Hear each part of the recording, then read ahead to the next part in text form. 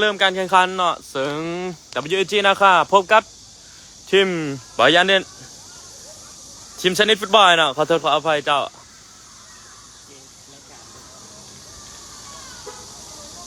ซึ่งเป็นรายการรุ่นอายุบ่เกิน11ปีเนาะ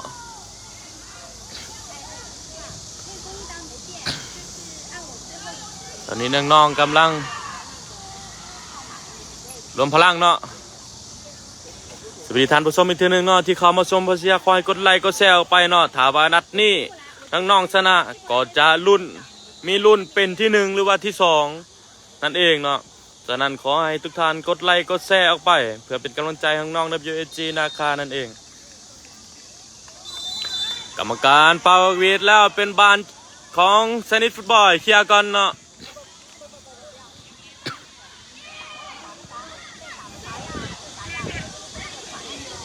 โอ้ถือว่ากรรมการว่าเป็นลูกตั้งเตะเนาะถือว่าทีมนี้เป็นทีมที่ว่าเป็นตะย่านเนาะแต่ว่า WG เขาก็เป็นตะย่านเช่นเดียวกันเนาะซึ่งรายการนี้แข่งขันอยู่ที่25 นาทีต่อตั้ง1เนาะตอนนี้แมนยาวขึ้นไปเข้ามือผู้รักษาประตูทางไซนิดฟุตบอลยาวขึ้นมาเช่นเดียวกันติดอยู่ที่บานยังเก็บได้เชื่อหน่อยท่านบอลลูกนี้กรรมการว่าเป็นบานฟาวล์เนาะ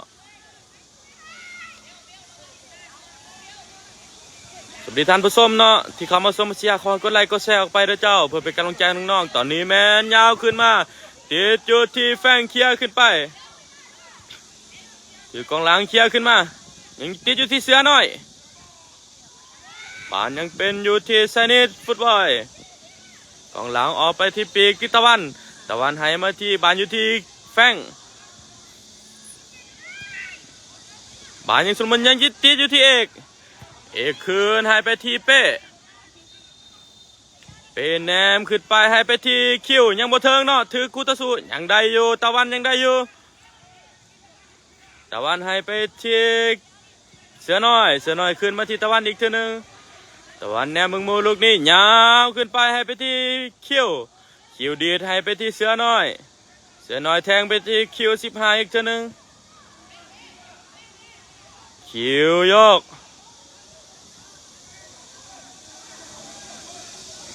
บานอยู่เส้นเนาะกรรมการว่าเป็นบานเนาะทางไซนิดได้เนาะ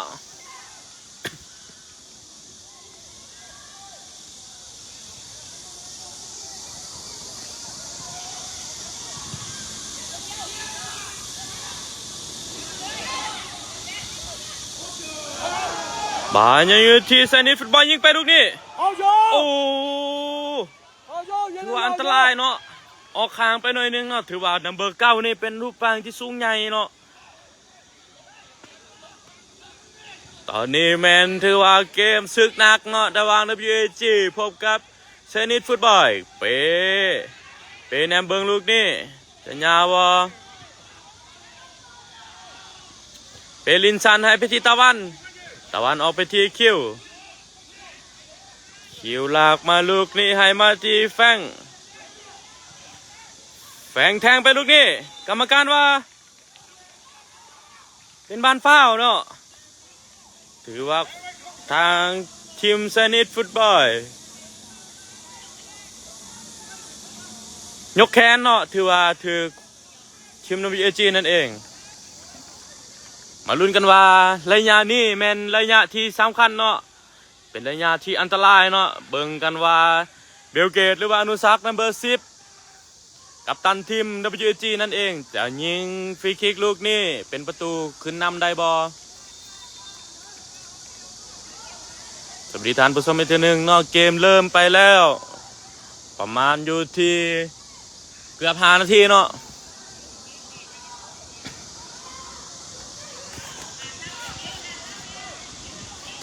มาลุ้นกันว่าอนุสักหรือว่าเบลเกตจะยิงฟรีคิกลูกนี้ได้บ่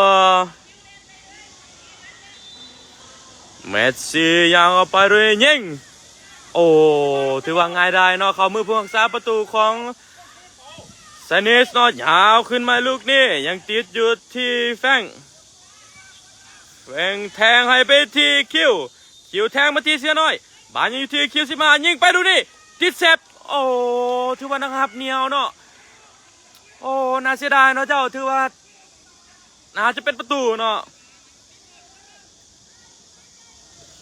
ตอนนี้แมนบานได้ลูกเตะมุมเนาะ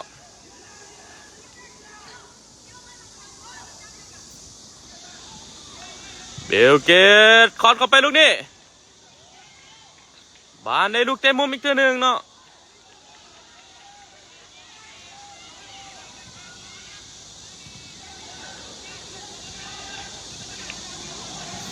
สวัสดีท่านผู้ชมอีกทีหนึ่งเนาะผู้ใดที่เข้ามาชมมาเชียร์ขอกดไลค์กดแชร์ออกไปเนาะซึ่งเกมเริ่มแล้วยังอยู่ที่0-0ซึ่ง WAG นากาพบกับทีมไซนิตฟุตบอลมาลูกนี้เบลเกตเป็นคนเปิดเข้ามาลูกนี้เข้ามุมผู้รักษาประตูคิวยิงไปลูกนี้เป็นประตู1-0เนาะโดยคิวหมายเลข5เนาะถือว่าเป็นลูกแอสซิสต์จากเบลเกต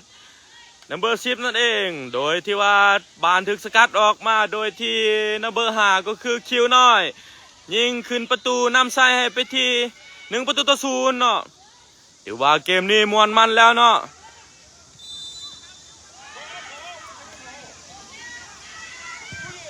บานยาวขึ้นมา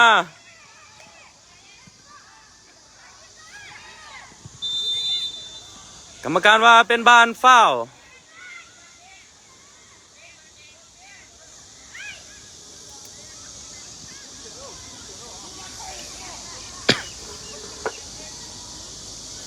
ซึ่งระยะนี้เป็นระยะที่อันตรายเนาะเช่นเดียวกันเป็นลูกฟรีคิกของทางไซนิตฟุตบอลตอนนี้เมนเป้กำลังสั่งอยู่เนาะบอกให้มูยับ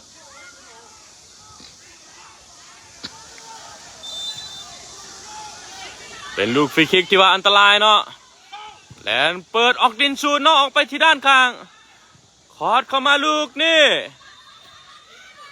บานคิวบางออก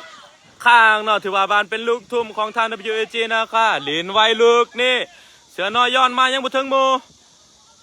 บานยังอยู่ที่คุตสูเนาะกองหลังของไซนิตฟุตบอลเลี้ยงกินโตมาลูกนี่ถึกยาวขึ้นไปที่ด้านข้างยังทันบอลยังบ่ทันที่ว่าออกข้างไปเนาะออกด้านหลังเนาะถือว่าบานเป็นลูกตั้งเตะของทาง WAG นะคะสวัสดีท่านผู้ชมอีกทีหนึ่งเนาะที่เขามาชมมาเชียร์ขอกดไลค์กดแชร์ออกไปเพื่อเป็นกำลังใจน้องๆใน WAG นะคะตัวแทนหนึ่งเดียวจากประเทศลาวนั่นเองเนาะที่ลงแข่งขันในรายการรุ่นอายุบ่เกิน11 ปีแข่งขันอยู่ที่เชียงไฮ้ตอนนี้บาน WAG ลินไว้เนาะบานยังอยู่ที่คิวขึ้นมาอยู่ที่เอกก็ซ่าขึ้นไปลูกนี้ให้ไปที่เสือน้อยโอ้บ่เข้าใจกันเนาะบานเขามือพวงซาประตูครับพวงซาประตูยาวขึ้นมาลูกนี้ถือว่าบานเป็นบานออกข้างเนาะบานเป็นลูกทุ่มของทาง WAG โดยเอกขึ้นไปอยู่ที่ตะวันลูกนี่เปลี่ยนไปอยู่ที่คิว15โชคน้ำไส้ขวาตรงนี้มือเนาะบานยังใครอยู่ที่ว่าแฟงเก็บได้ให้ไปที่คิวอีกเท่านึงคิวยกขึ้นไปโอ้บ่ทันเนาะตอนนี้โกลคีปเปอร์ยาวขึ้นมาติดแฟงยังเก็บบอลได้บ่กรรมการว่าเป็นบาดฟาวล์เนาะ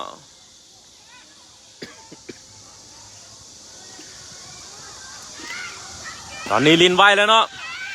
ถึกเพชรโดยเบลเกตเสือน้อยถึกคุตสูยาวขึ้นมาบานอันตรายเนาะโอ้ถือว่าโกลคีปเปอร์คือว่าเป้ยังซอยได้เนาะตอนนี้บานยังอยู่ที่กลับมาที่เอกให้มาที่คิวให้ไปที่บานยังคลองอยู่เนาะกลับไปที่ตะวันไปที่คิวยาวขึ้นมาติดเสือน้อยบานอยู่ที่คิวน้อยกรรมการบอกว่าเป็นยังเนาะยังบอฟ้ายังลินได้ต่อบานอยู่ที่เสือน้อยลูกนี่ถึงสกัดโดยคู่ต่อสู้ได้ลูกเตะมุมอีกเทื่อหนึ่งเนาะถือว่าลูกนี้อันตรายเช่นเดียวกันระวัง มาลุ้นกันว่า WAG จะสามารถยิงขึ้นนำอีกได้บ่สวัสดีท่านผู้ชมที่เข้ามาชมมาเชียร์เนาะ2,000 คนเนาะ2,000 กว่าคนตอนนี้แมน WAG ขึ้นนำไปแล้ว1-0มาลุ้นกันว่าลูกนี้จะเป็นประตูว่าเบลเกตเปิดเข้าไปลูกนี่บานติดโอ้ยติดคิวเนาะถือว่าผู้รักษาประตูและตำเสาเนาะน่าเสียดายยาวขึ้นมาลูกนี้บาน WAG ยังคล้องอยู่บานอยู่ที่เสือน้อยลากไปลูกนี้ให้1-2กับเบลเกตโอ้เบลเกตเนาะเบลเกต1-2กับเสือน้อยคืนมาอยู่ที่ตะวันแนมเบิงมูลูกนี่ตะวันให้ไปที่คิวบานอยู่ที่แจ้นั่นเนาะบานแฝงปั๊มบานได้ตึกยาวขึ้นมาลูกนี่เป้ออกมาซอยได้บานยังโอ้นะเกือบเนาะเจ้า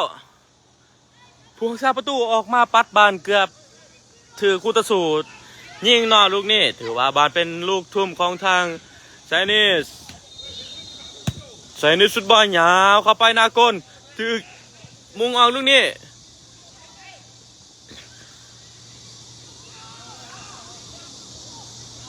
ถือว่าเดินที่มือเนาะเจ้าบานยังทีWAGแทงไปลูกนี้คิวหน่อยท่านบอถือโกลคีปเปอร์ยาวขึ้นมาอย่างที่อยู่ตะวันสกัดไปอยู่ที่คิวถือก็ต่อสู้ยังได้อยู่เนาะตะวันยังเก็บบานได้อยู่ตะวันยาวขึ้นไปอยู่ที่เสือน้อยเก็บบานได้ลูกนี้ยังสวยงามเสือน้อยท่านบอกรรมการว่าเป็นลูกทุ่มเนาะถือว่าบานออกข้างเนาะ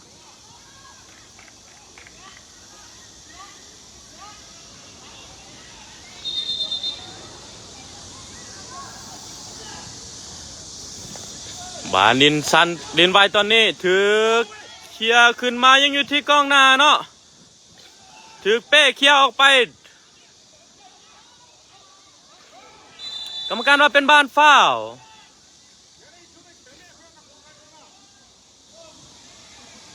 โอ้กรรมการว่าเป็นบานฟาวล์ของทาง WAG เนาะซึ่งข้าพเจ้าเห็นในจังหวะเมื่อกี้นี่แม่นเป็นบานฟาวล์ของทางไซนิสแต่ว่ากรรมการว่าเป็นบานฟาวล์ของทาง WAG เนาะ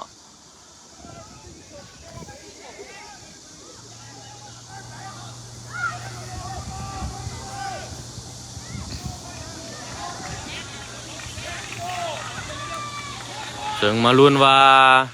WAG จะสามารถป้องกันประตูได้บ่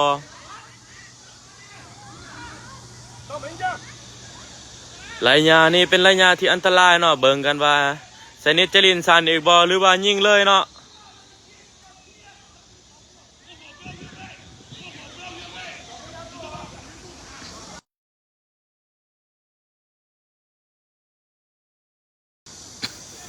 บานยิงมาลูกนี้เข้ามือพงษาประตูยังไงได้เนาะที่ว่าเข้ามือโกลคีปเปอร์ก็คือเป้นั่นเองเป้แนมเบิงมูลูกนี้ยาวขึ้นให้ไปที่เสือน้อยท่านว่าลูกนี้ถือกองหลังบ้านอยู่ที่เบลเกตโอ้กรรมการว่าเป็นบานฟาวล์เนาะ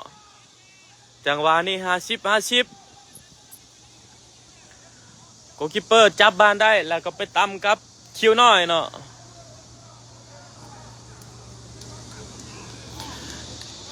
เบิ่งรุ่นนี้ว่าจะได้รับอาการบาดเจ็บซ้ำใดเนาะเจ้า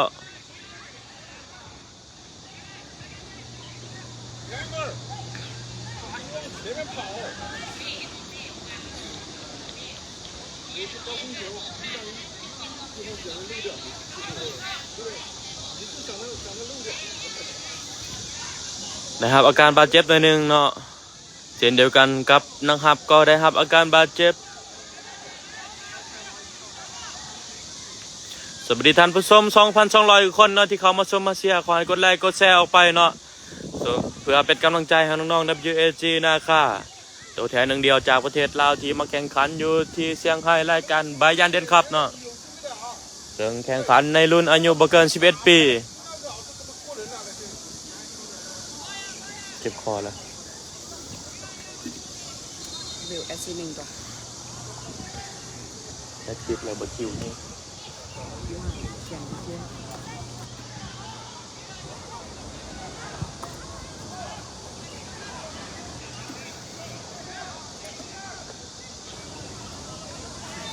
exhibition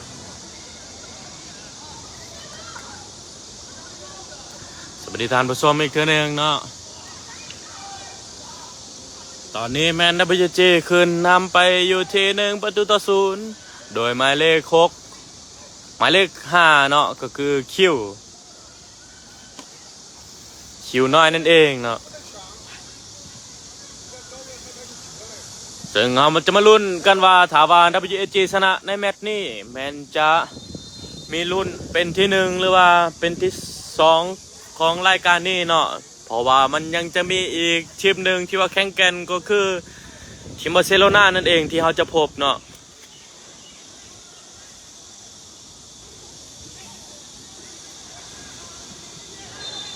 ซึ่งทีมนี้ก็เป็นทีมที่แข็งแกร่งเช่นเดียวกันเนาะก็คือไซนิชฟุตบอล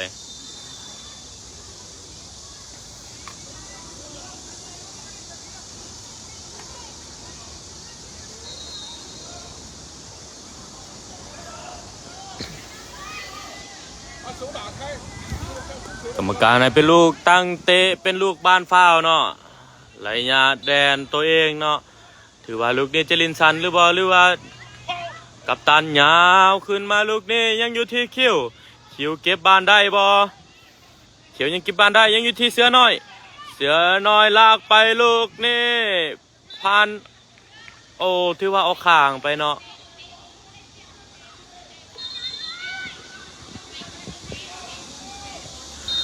บาลินไวเนาะออกไปที่แบ็กซ้ายในมึงมูยาวเข้ามาลูกนี่ยังอยู่ที่เขียวน้อยบังเอายังไงได้เนาะถือว่าบานเป็นออกข้างไปของ WG ได้ทุ่ม加油加油，华阳加油！小田加油！ บานเอกทุ่มมาให้ที่คิวลูกนี่อันตรายบานยังที่คิวเนาะ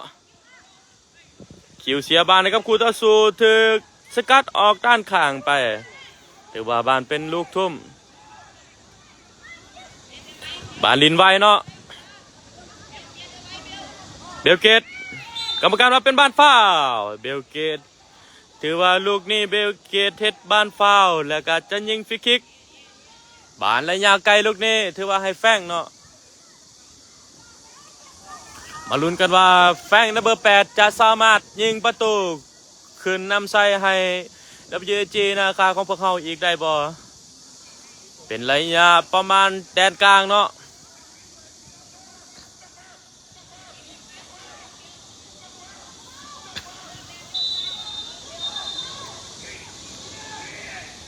ยิงไปลูกนี้เข้ามือพวกซาประตูยังไงได้เนาะโอ้ถือว่านะครับก็เหนียวเส้นเดียวกันเนาะบายังอยู่ที่เอกยังได้อยู่บานยาวขึ้นไปลูกนี้ยังอยู่ที่ตะวันยาวขึ้นไปที่คิวถึงสกัดออกข้างเนาะแต่ว่าบานเป็นลูกทุ่มของ WG อีกเท่านึง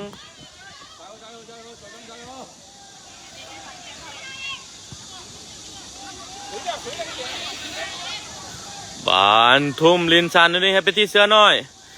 ขึ้นมาที่เอกยาวขึ้นไปให้ที่คิวยังบอทันน้อยยังอยู่ที่โอ้แฟงยังเก็บบ้านได้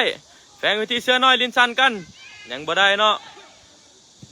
บานถึกตะวันเขียวกลางยังอยู่บานยิงลูกนี้ติดบล็อกเดี๋ยวบานออกข้างเนาะบานเป็นลูกทุ่มของทางไซนิดฟุตบอลบริธานผู้ชมอีกทีหนึ่งเนาะ 2,300 กว่าคนที่เข้ามาชมมาเชียร์ขอให้กดไลค์กดแชร์ไปเพื่อเป็นกำลังใจให้น้องๆ WG นะคะซึ่งพบกับทีมไซนิดฟุตบอลซึ่ง WG ขึ้นนำไปแล้วอยู่ที่1-0บานลินไวลูกนี้ถึกเคลียร์ขึ้นไปโดยแฟงเนาะบานอยู่ที่โกลคีปเปอร์วงศาประตูบานลงลินซันเนาะให้ไปที่แบ็กซ้ายตอนนี้บานตัวนี้WGกำลังบีบเนาะคิวยัดได้บ่บานถึกสกัดออกเคลียร์ขึ้นมาโดยเอกเคลียร์ขึ้นไปอีก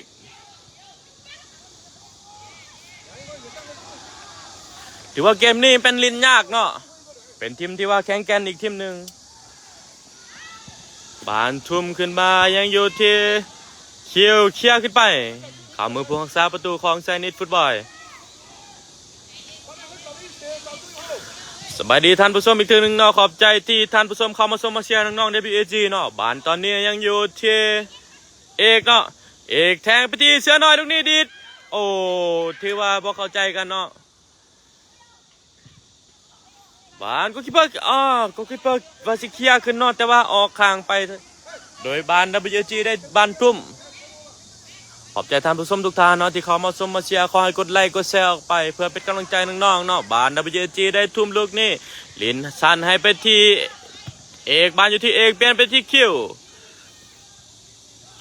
ยังอยู่ที่โอ้ยผู้พานกองหลังเนาะลากไปลูกนี่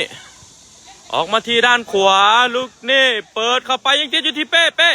ยังติดบล็อกถือเขี้ยวโอ้ถือว่าถือเขี้ยวออกมาเนาะยังคิวบานอยู่ที่คิวอยู่ที่เสือน้อยดวลกัน1-1เสือน้อยลูกนี้ยังทันบ่โอ้ที่ว่าตบบานไปแล้วแต่ว่ายังเสียบเนาะถือว่าบานกรรมการให้เป็นบัตรเหลืองเนาะเจ้าถือว่าลูกนี้อันตรายเนาะแต่ว่าถูกสกัดโดยคู่ต่อสู้โดยกัปตันทีมของไซนิดฟุตบอลมาลุ้นอีกว่าระยะนี้มันเป็นระยะจากแดนข้างเนาะถือว่าเป็นลูกที่ว่าอันตรายเนาะ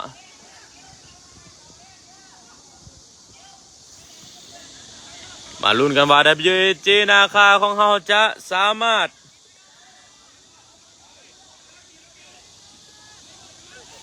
ยิงขึ้นนำประตูอีกได้บ่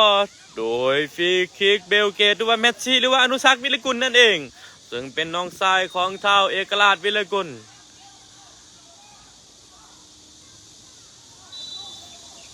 ตอนนี้แมนเบลเกตยิงเข้าไปตรงนี้เข้ามือผู้รักษาประตูโอ้ถือว่านะครับเหนียวนะเจ้ายิงบ่ได้ยังไงได้เนาะแต่ว่าบานลินไว้ตอนนี้ยังอยู่ที่แฟงถือเคี้ยวโดยคุตสุทิตวันบานอยู่ที่คิวยังเก็บได้อยู่คิวดวล1-1ลูกนี่โยกแต่อ้อมตัวลูกนี่ยังทันอยู่ดึงลูกนี่ถือคุตสุเคี้ยวออกโอ้กรรมการว่าเป็นลูกตั้งเตะเนาะถือว่าแข่งขันในรายการนี้บอกง่ายได้เนาะเจ้าบานมันอยู่ที่ถือว่าบานได้ลูกทุ่มของทาง WAG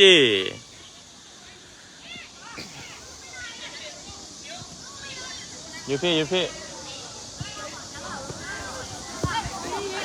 โอเคนี่แหละบานลินทุ่มไปทางหน้าลูกนี่คิวยังทันอยู่โอ้กรรมการบ่ฟาวนะเจ้าถือคู่ต่อสู้เคลียร์ขึ้นมา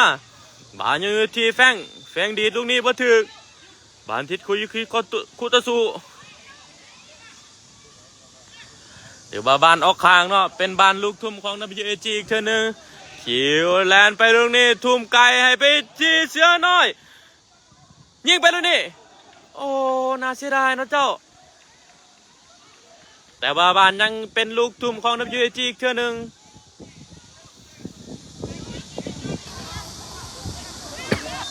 ถือว่าเกมนี้ม่วนมันเนาะเจ้าถือว่าสูสีกันแต่ว่า WAG เฮานำไปแล้วอยู่ที่1 ประตูต่อ 0โดยหมายเลข5เนาะบานในลูกทุ่มลูกนี่จะทุ่มไก่ลูกนี่คิวทุ่มไก่เข้ามาติดอยู่ที่เสือน้อยบานอยู่ที่เอกยิงไปลูกนี่บานเสือโอ้เสือบรินเนาะโอ้กรรมการว่าเป็นบานล้ำหนาเนาะ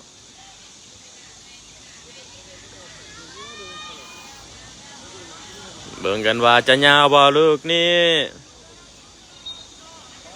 สนิทฟุตบอลก็ตันทีมเนาะกองหลังยาวขึ้นไปลูกนี่ยังเก็บบานลงได้ให้ไปที่ถึกตะวันเคี่ยขึ้นไปเนาะอนุสักจะทันบ่โอ้อนุสักถึกตามออกหลังไปเลยเนาะถือว่าอนุสักนี่หุบห่างน้อยเนาะแต่ว่าความสามารถนี่บ่ธรรมดาเนาะเป็นนักเตะที่ว่ามีพรสวรรค์เนาะและความสามารถที่ว่าสูงเนาะตอนนี้บานถือเคลียร์ขึ้นมา บานอยู่ที่คิวยาวขึ้นไปที่เสื้อน้อยกรรมการว่าฟาวล์บานยังอยู่ที่คุตสุถือเคลียร์ลูกนี้เป็นบานทุ่มของ WAG นะคะลินไว้ลูกนี้ทุ่มไปบานเข้ามือผู้รักษาประตูบานลินไว้ลูกนี้บานยังอยู่ที่คิวเก็บบานได้บ่ยังบ่ได้เนาะเป็นบานของ WAG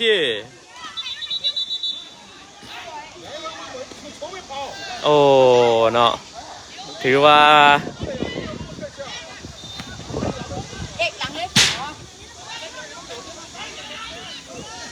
กรรมการทั้งกลางกรรมการเซ็นถือว่าบ่เข้าใจกันเนาะกรรมการทั้งเซ็นยกว่าเป็นบานของ WAG ได้แต่ว่ากรรมการกลางยกเป็นของเซนิตฟุตบอลได้เนาะ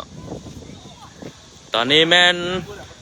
บานในลูกทุ่มของเซนิตฟุตบอลจะทุ่มไกลเนาะทุ่มเข้าไปลูกนี่ถือเคลียร์ขึ้นมาบานอยู่ที่โอ้กรรมการว่ายกว่าเป็นบานล้ำนาเนาะโอ้ถือว่าอันตรายเนาะเจ้าลูกนี่ถ้าว่ามุงเขาลูกนี่ถ้าเป็นประตูก็จะเป็น1-1เนาะตอนนี้แมน WG ลินไว้ให้ไปที่คิวมาที่แฟงให้มาที่เอกลากให้ไปที่คิวกรรมการยกล้ำหน้าเนาะตอนนี้แมนกรรมการได้ทดเวลาไปแล้วยังเหลืออยู่ที่2 นาทีเนาะเจ้าซึ่งจะจบครึ่งเวลาทำอิฐขอบใจเนาะสำหรับคำชมทุกท่านเนาะ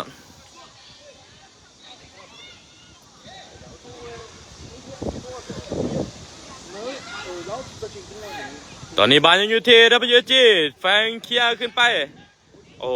ถือว่าบ่มีคุตสุบ่มีหมู่แลนไปเนาะบานอยู่ที่โกลคีปเปอร์หรือว่านะครับ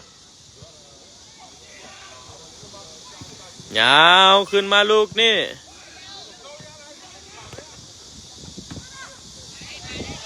บานอยู่ที่ตะวันเนาะบานอยู่ที่ WG อยู่ที่คิวให้ไปที่เสือน้อยกรรมการยกว่าเป็นบานออกข้างไปแล้ว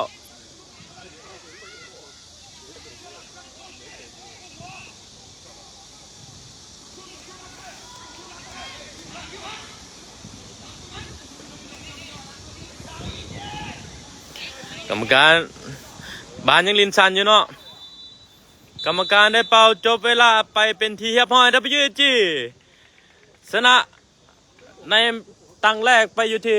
1-0โดยหมายเลข5ก็คือคิวน้อยนั่นเองเนาะสวัสดีท่านผู้ชมอีกเทื่อนึงเนาะที่เข้ามาชมมาเชียร์เนาะ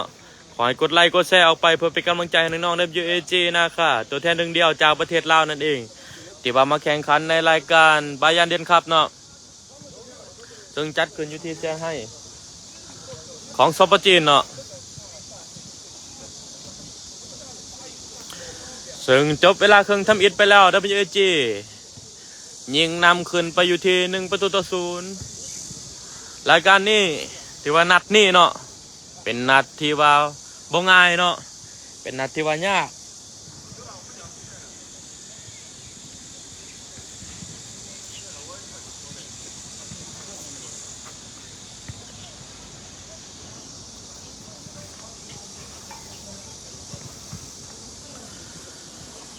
ตอนนี้แม่นน้องๆ WAG กำลังฟังโค้ชเนาะวางแผนอยู่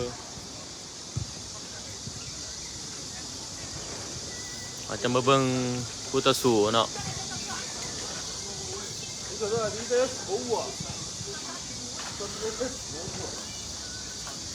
คู่ต่อสู้ก็วางแผนแก้เกมเช่นเดียวกันเนาะ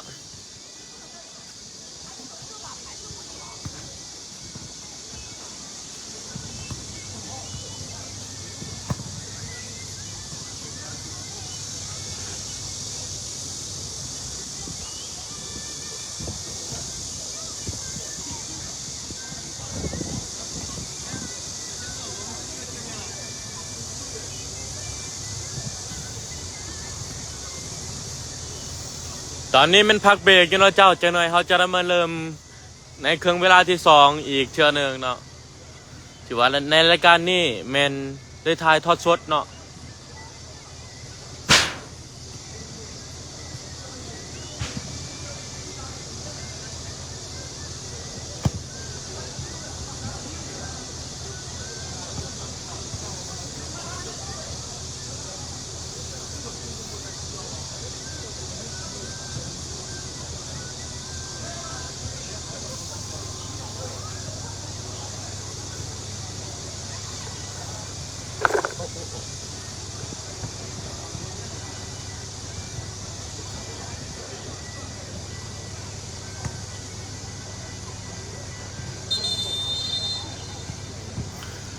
ตอนนี้แมนกรรมการปาบกวิดแล้ว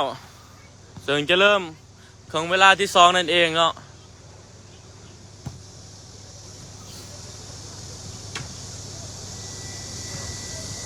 เกี่ยว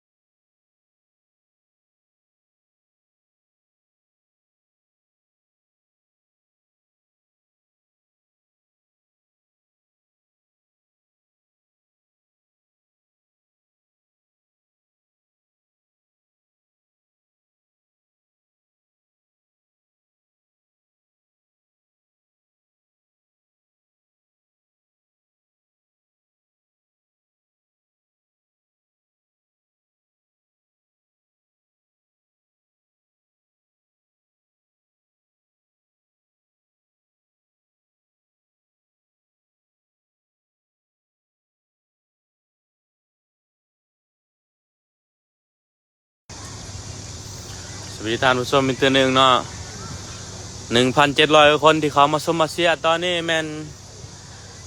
สนามอื่นกรรมการเป่าวีดลงเดินแล้วเนาะ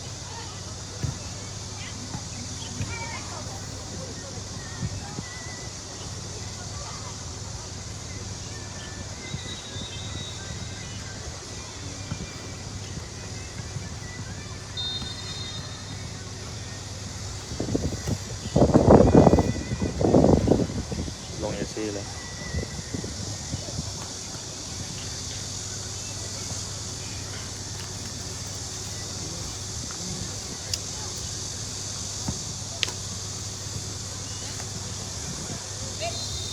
สวัสดีท่านผู้ชมอีกทีหนึ่งเนาะแบ่งไหม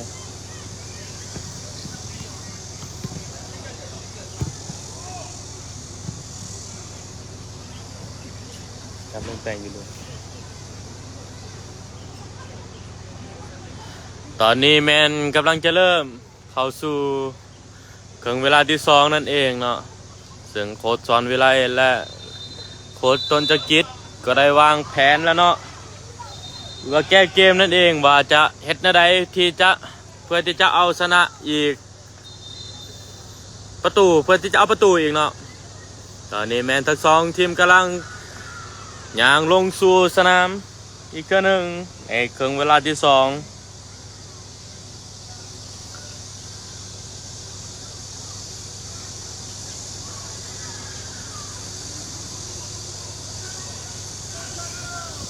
ซึ่งลูกที่1ที่ว่า WG ได้นำไปก็คือนัมเบอร์5เนาะคิ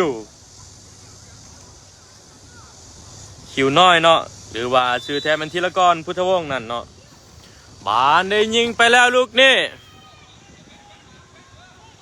ออกข้างไปเนาะผ่านไปลูกตั้งเตะของทางสนิทฟุตบอลสวัสดีท่านผู้ชมอีกเทื่อนึงเนาะที่เขามาชมมาเชียร์ขอให้กดไลค์กดแชร์ออกไปเพื่อเป็นกำลังใจให้น้องๆเนาะตอนนี้เมนเกมกำลังเริ่มเวลาที่2บานยังอยู่ที่ WG โอ้กรรมการว่าเป็นบานลูกทุ่มของทางสนิทเนาะ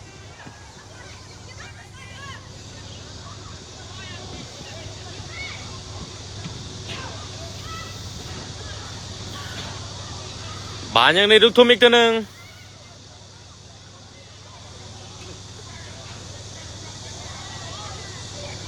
สวัสดีท่านผู้ชมเนาะสกอร์ยังอยู่ที่1-0โดย WG นำไปอยู่ที่1-0เนาะโอ้บานยังอยู่ที่โกลคีปเปอร์เนาะนะครับลินซันลูกนี้เป๊ะให้มาที่คิวแนวมึงโมยาวให้ไปที่คิวน้อยคิวน้อยจะเก็บบานได้บ่ยังเก็บบานได้อยู่คิวน้อยก็ซากลูกนี้วิทย์บ่ยังบ่วิทย์คู่ต่อสู้เนาะโอ้กรรมการว่าเป็นบานฟาวเนาะถือบานรายการนี้แม่นได้รับความกดดันเนาะเซฟิการ์ด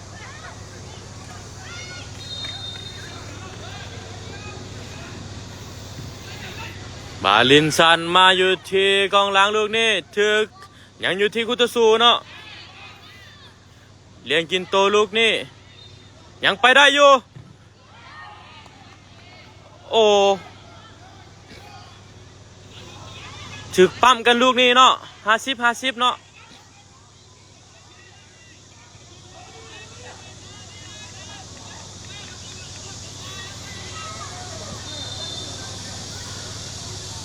ถือว่าจังหวะนี้อันตรายเนาะ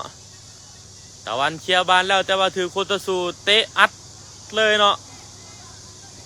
โดยถือคอตีนเนาะเบิ่งกันว่าตะวันจะสามารถลุกขึ้นมาลินต่อได้บ่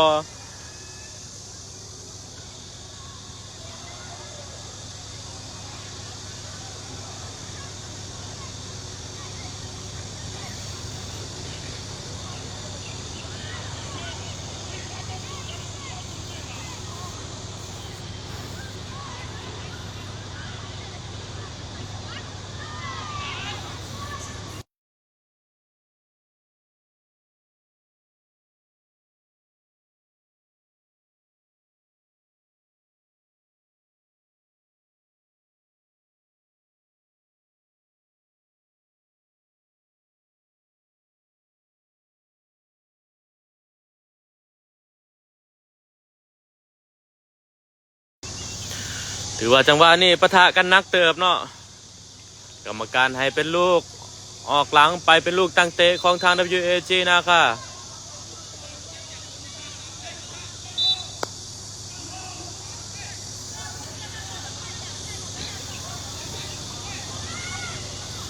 ป่านลูกนี่โกลคีปเปอร์เป้ยาวขึ้นมายังอยู่ที่คู่ต่อสู้ป่านตัวนี้แม่นคนต่อคนเนาะถือว่าโอ้บานยังอยู่ที่คู่ต่อสู้ยิงลูกนี้ติดบล็อกถือคิวเคลียร์ออกข้างไปเนาะ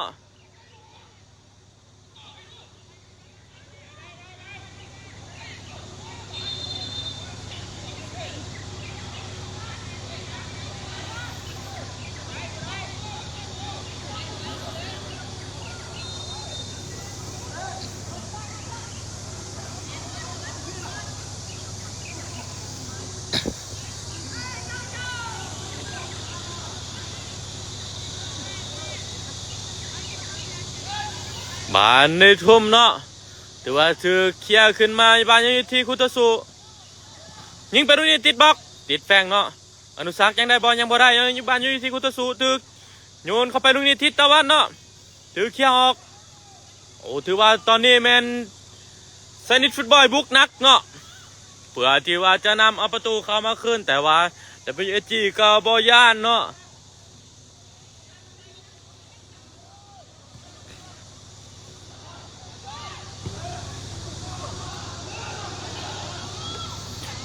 บานเปิดเข้าไปตรงนี้เข้ามือพวกซาประตูถือว่าตัวนี้แมนตะวันนะครับอาการบาดเจ็บเนาะ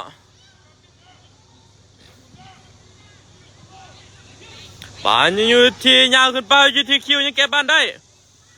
คิวผ่านเข้ามาลูกนี่โอ้โหผมมีหมูเนาะน่าเสียดายเนาะเจ้าบานลินไวลูกนี่เสือน้อยยังบ่ทันเนาะบานอยู่ที่คุตสุอยู่ที่ปีกซ้ายลูกนี่นัมเบอร์7จี้ไปพบกับเสือน้อย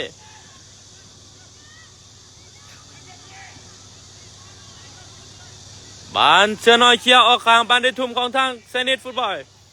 ลินนุ่มเข้าไปตรงนี้ถึกแฟงเคี้ยวออกมา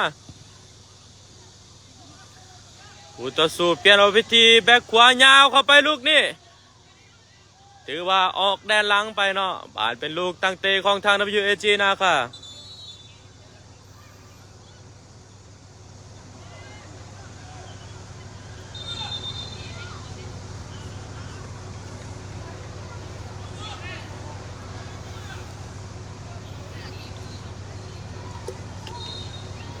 ตอนนี้แมน WAG ได้เปลี่ยนโตเนาะโดยเอาตะวันออกเอาหนึ่งเข่าเอาไม้เลข4ออกเอาไม้เลข9เข่าเนาะตะวันออกหมายเลข4เอาหมายเลข9มังกรเข่าลงมาลินแทนเนาะบานลูกนี้ได้ยาวขึ้นมาอยู่ที่คิวเก็บบ้านได้บ่โอ้กรรมการว่าเป็นบ้าน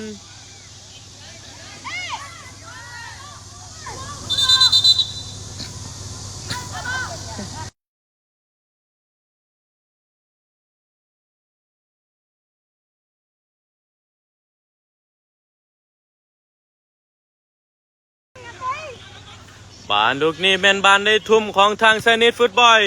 ทุ่มขึ้นมาถือคิวเคลียร์ขึ้นไปลูกนี้เขามือผู้รักษาประตูบานในอยู่ที่ผู้รักษาประตูแน่มึงมูนยาวลินสันเนาะบานที่ว่าลินสันเนาะเจ้าบานลินไว้ลูกนี้บานอยู่ที่โอ้เป็นบานได้ลูกทุ่มของตำเยจีอีกเทื่อหนึ่ง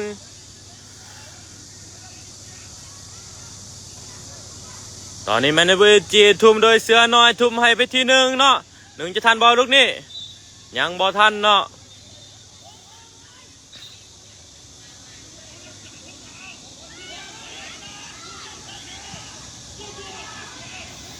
เบิ่งกันว่าจะลินสันบอ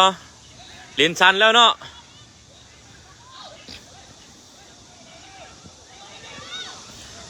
ยาวขึ้นไปติดคิวแต่ว่าบ้านบ่ได้เนาะประสานงานต่อบ้านแกบ่ได้เป็นบ้านลูกทุ่มของ WAG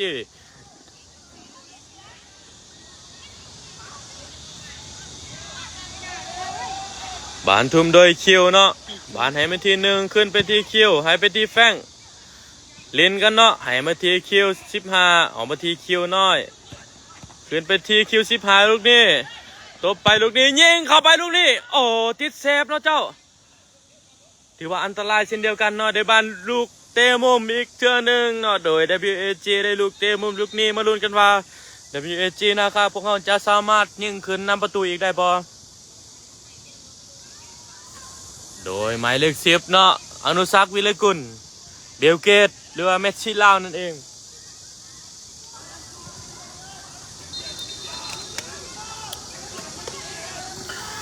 ระยะนี้เป็นระยะอันตรายเนาะมาลุ้นกันว่า WAG จะสามารถยิงนำได้บ่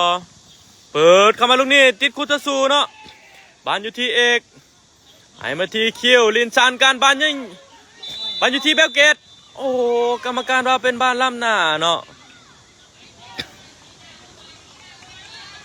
กรรมการว่าเป็นบ้านล้ำหน้า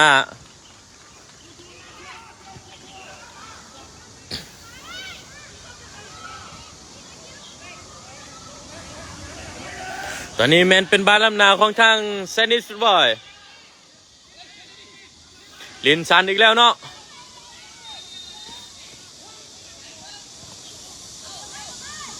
บาลินไว้ลูกนี่ให้มาที่ด้านข้างเอาไปที่ปีกเชือกคิวเคี้ยวออกข้างเนาะ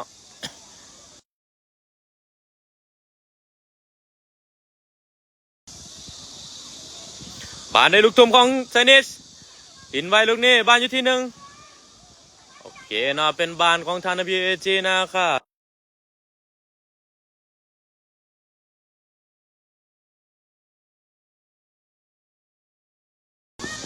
ตอนนี้แมน WAG ลินไว้เนาะ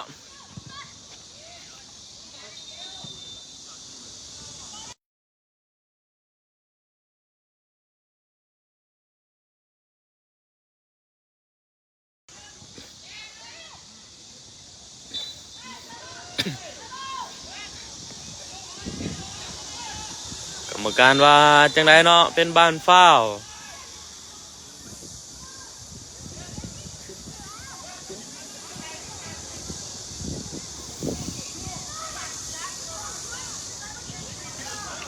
ตอนนี้แมนลินไว้เนาะหายมาที่แบ็กซ้ายเลี้ยงบิดผู้หนึ่งลูกนี้ผ่านไปที่แบ็กขวาคอดเข้าไปลูกนี้โอ้ถือว่าบ่มีมุงได้เนาะถือว่าบานเป็นออกหลังไป WAG ได้ทุ่มลูก WAG ได้ลูกเตะเนาะได้ลูกตั้งเตะเนาะ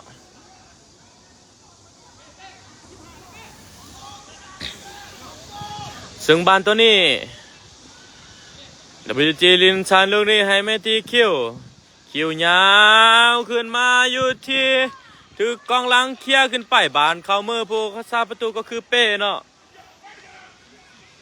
เป้จับเอายังไงได้ให้ไปที่เอกลากขึ้นมาลูกนี้แทงให้ไปที่เสื้อน้อยถือว่าบ่ได้เนาะ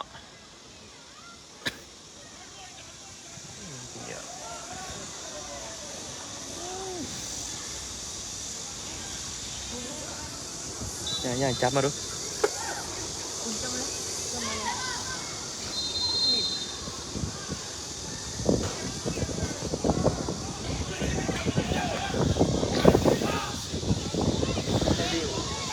ขอตรวจขอไปเจ้าตอนนี้แมนได้เสียฟรีคิกจากแดนกลางเนาะมาลุ้นกันว่าWGจะป้องกันได้บ่ยาวเข้าไปลูกนี่โอ้ยังอยู่เนาะโอ้เจ้าถือว่าอันตรายเนาะแต่ว่าคูตะสูยิงติดเข้ามือพวกซาประตูเป้ยาวขึ้นมาลูกนี่ทันบอถือกองหลังเคลียร์ขึ้นไปผ่านเป็นลูกทุ่มของทางไซนิสเนาะ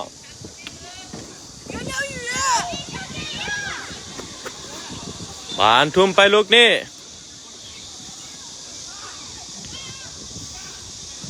ถือเคี้ยวออกมาเนาะ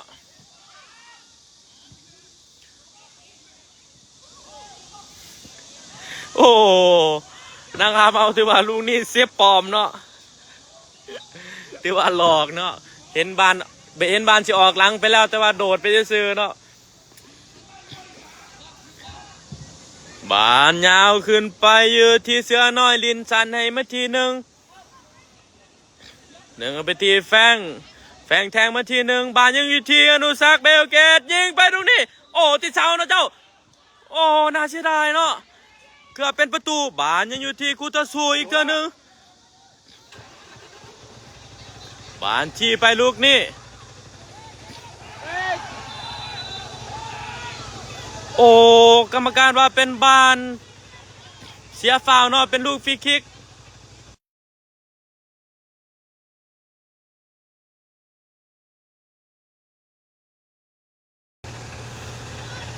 โอ้เจ้าเนาะถือว่าลูกนี่เป็นระยะที่ว่าอันตรายเช่นเดียวกันเนาะมาเบิ่งกันว่า WAG จะสามารถป้องกันประตูลูกนี้ได้บ่ซึ่งเป็นลูกที่ว่านอกกรอบของเส้น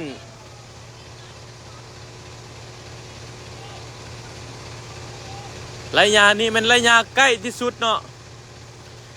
ถือว่า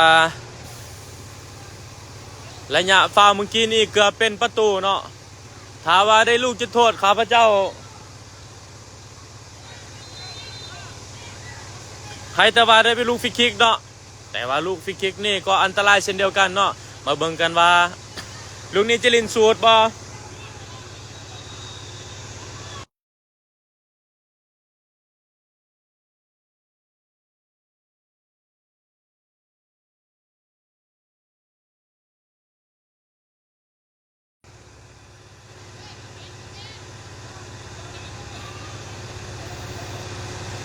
มาเบิ่งลูกนี้ว่าจะลินสูตรบอหรือว่าจะยิงเลยเนาะ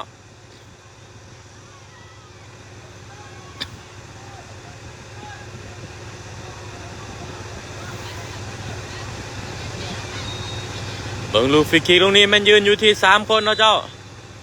เคลียร์ลูกนี้เคลียร์ให้ไปที่เบอร์7 ติดบล็อกเนาะถือว่าเสือสกัดออกมาได้โอ้เจ้าถือว่าลงจะพีกจังหวะหนึ่งเนาะบ้านลูกนี่บ้านจะทุ่มไก่บ่จะทุ่มไก่เนาะถือว่าเป็นลูกสูตรอีกลูกหนึ่งทุ่มไก่เข้ามาลูกนี้อยู่ที่หนึ่งคิวเคีย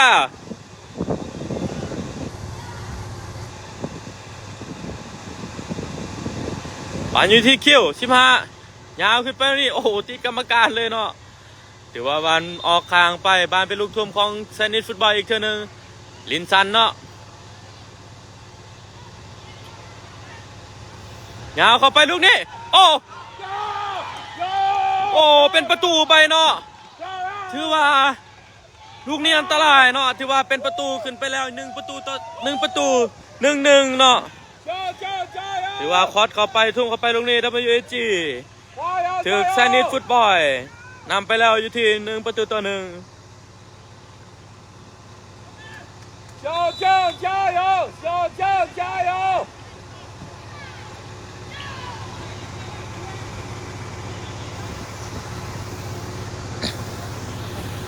ตอนนี้แมนเกมถือว่าซูซีกันเนาะถือว่า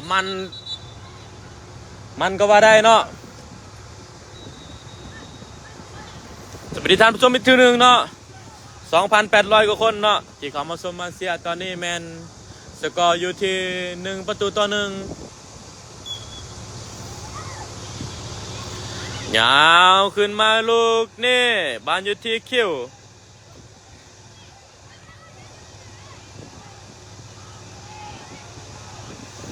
ยาวเข้าไปตรงนี้โอ้อันตรายเนาะเจ้าถือผ่านเข้าไปเกือบถือคูตะสูเนาะ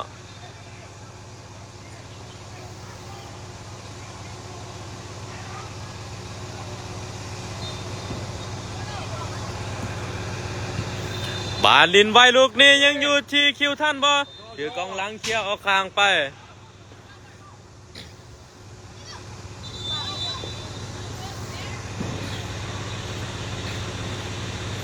กรรมการตอนนี้แมน WG ได้เปลี่ยนโตเนาะเอาหมายเลข9ออกเอา1ออกแล้วโอเว่น14ตัวโอ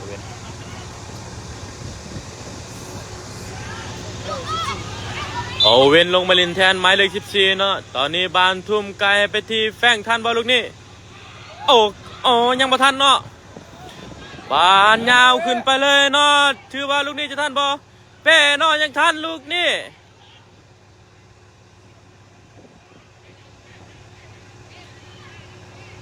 ตอนนี้โค้ชสั่งให้ยาวลูกเดียวเนาะ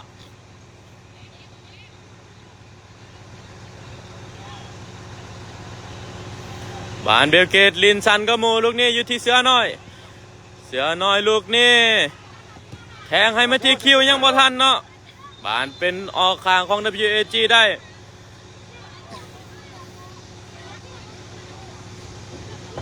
บานยังอยู่ที่แฟงยาวเข้าไปลูกนี้ถือเขี้ยวออกเนาะกรรมการว่าเป็นบ้านล่ำน่ะ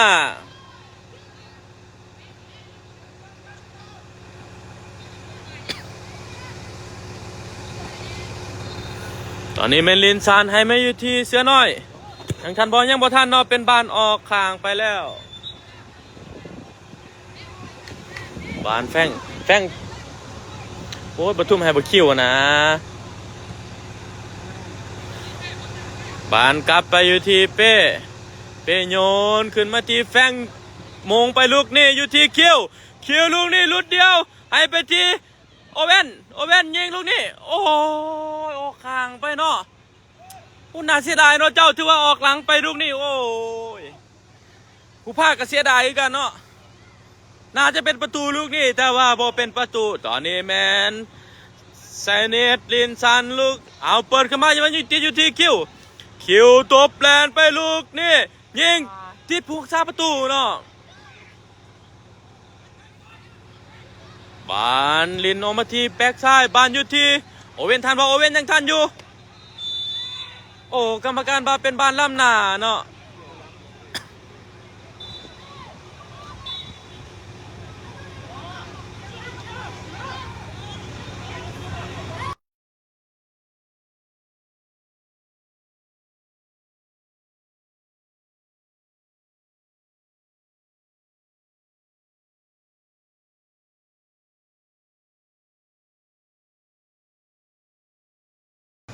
ตอนนี้แมนทางคุตสูเปลี่ยนโตลงมาเล่นอีกจากคนก็อีกผู้หนึ่งเนาะบานโยนยาวขึ้นไปติดเขียวมงออกมาตอนนี้บานยิงที่โอเว่นจีไปลูกนี่ให้มาที่เบลเกตบ่ถึงมูนอถึกเคียยาวออกไปบานอยู่ที่เป้โอ้ถือว่าเกือบข้ามหัวไปเนาะแต่ว่าเป้ยังไปปัดออกได้บานเป็นลูกเตะมุมของทางไซนิดฟุตบอล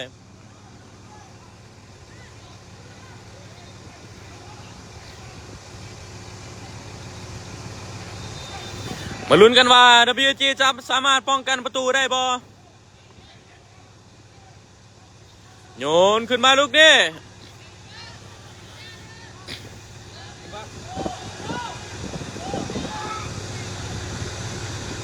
ไปยิงที่คุตสูเนาะไหลมายิงไปตรงนี้โอ้น่าเสียดายเนาะเจ้าเกือบเป็นประตูดีแต่ว่ายิงออกข้างไปเนาะผู้ภาคกระซับสนแล้วตอนนี้ ตอนนี้แมนเดี๋ยวมาเอจีได้ลูกตั้งเตะโดยเป๊ะยาวขึ้นมาถึกยาวขึ้นไปคืนลูกนี่โอ้เป๊ะยาวขึ้นมาลูกนี่ติดคูตะซูอีกเท่านึงแฝงเก็บบานได้แฝงข้ามหัวไปตรงนี้บานบัวเป็นลำนานเนาะเขียวแย่งลูกนี่โอ้ติดบล็อกตามคานเนาะบานยังอยู่ที่เบลเกตไหลมาที่เสือน้อยให้มาที่แฝงยังเทิงบอลยังบ่เทิงเนาะ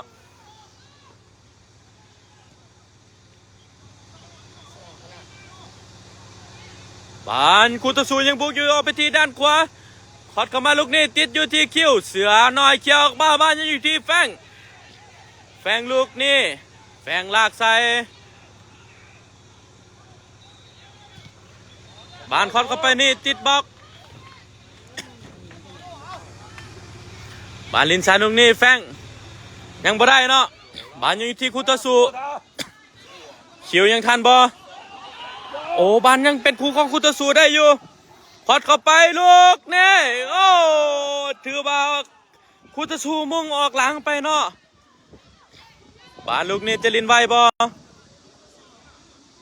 ถือว่าเกมนี้แมนซูซีเนาะ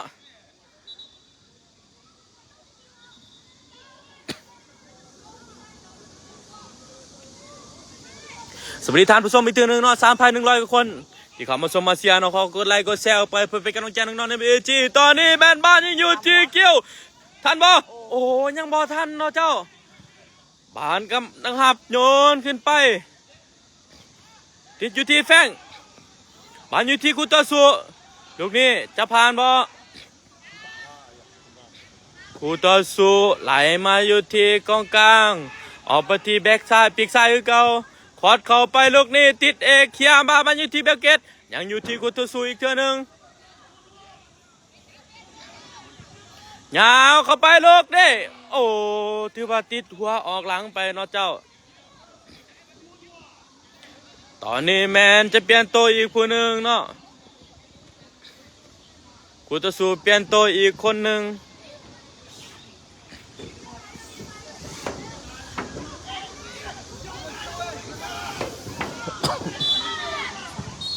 บานเปยาวขึ้นมาติดคุตสู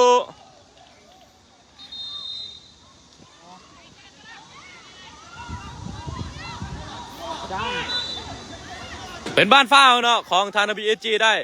ฝ้าวทดละตอนนี้เป็นกรรมการได้ทดเวลาอยู่ที่2 นาทีเนาะมาลุ้นกันว่าBGจะสามารถยิงขึ้นนำบานไปอยู่ที่เอกไหลไปอยู่ที่โอเว่นไหลไปที่คิว15ถือเคียมาอยู่ที่เอกบานยังอยู่ที่เอกอยู่เอกแทงลูกนี่บานอยู่ที่คุตสูโอ้ถือว่าอันตรายเลยเนาะเจ้าโอ้ยิงไปลูกนี่เป็นประตูน่าเสียดายเนาะเจ้า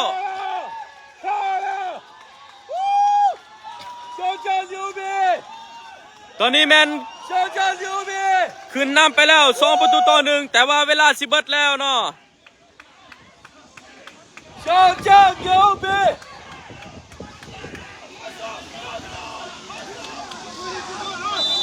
ส่งคนตุ่มน้อยแหงวด บานดินไวเนาะเบิ่งกันว่ายังบ่ฮอด1นาทีเนาะกรรมการจะให้เวลาต่อบ่ตอนนี้แมนยาวขึ้นไปยังติดอยู่ที่เป้ลึกนี่แหนมเบิ่งมูลยาวขึ้นมาบานอยู่ที่เสือน้อยดีดต่อเลยเนาะบานอยู่ที่แฟงบานอยู่ที่คิวลูกนี่ยังอยู่ที่โอเว่น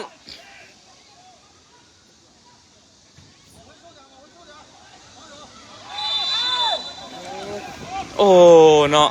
ถือว่าเป็นบานฟ้าวของเซนิตฟุตบอลเนาะ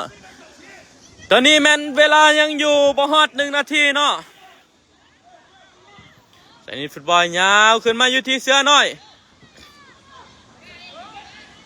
บานอยู่ที่เสือน้อยยาวขึ้นมาที่บานอยู่ที่อนุศักดิ์ยิงลูกนี่โอ้บานออกข้างออกหลังไปหลายเติบเนาะกรรมการจะเป่าเบียดกรรมการเป่าเวลาจบเกมเนาะแต่ว่า WAG นะคะเสียไปอยู่ที่2-1เนาะเสียให้ไซนิสฟุตบอลเนาะถือว่าน่าเสียดายเนาะแต่น้องๆก็สู้เต็มที่แล้วเนาะถือว่าสุดความสามารถแล้ว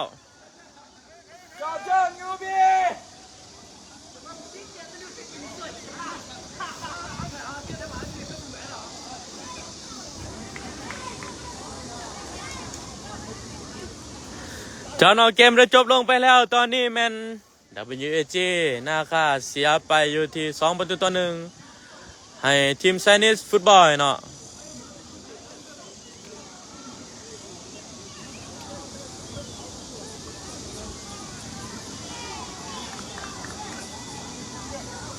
น่าเสียดายเนาะเจ้าเสียไปเพียง1ประตูเท่านั้นวุดวิดไปหน่อยหนึ่ง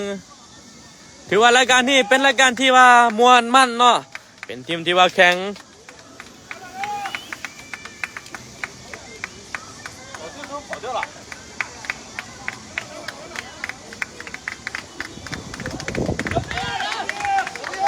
牛逼牛逼！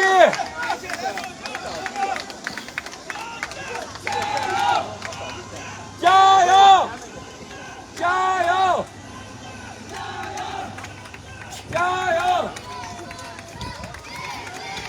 ขอบใจท่านผู้ชมเนาะที่เข้ามาชมมาเชียร์เนาะ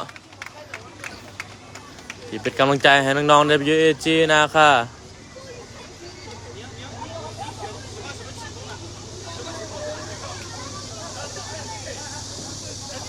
ตอนนี้เป็นเกมจบลงไปเป็นที่เรียบร้อยแล้ว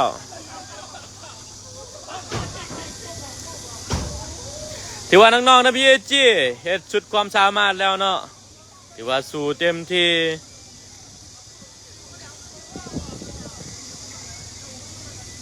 บ่เป็นหยังเฮ้ยบ่เป็นหยังเฮ้ย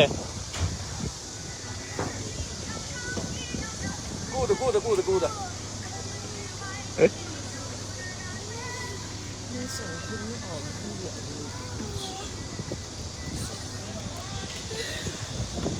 เอามาหยัง Good。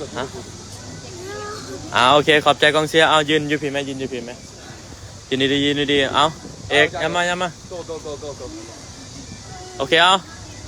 นำไหมแฟนย้ำมาบ่เห็น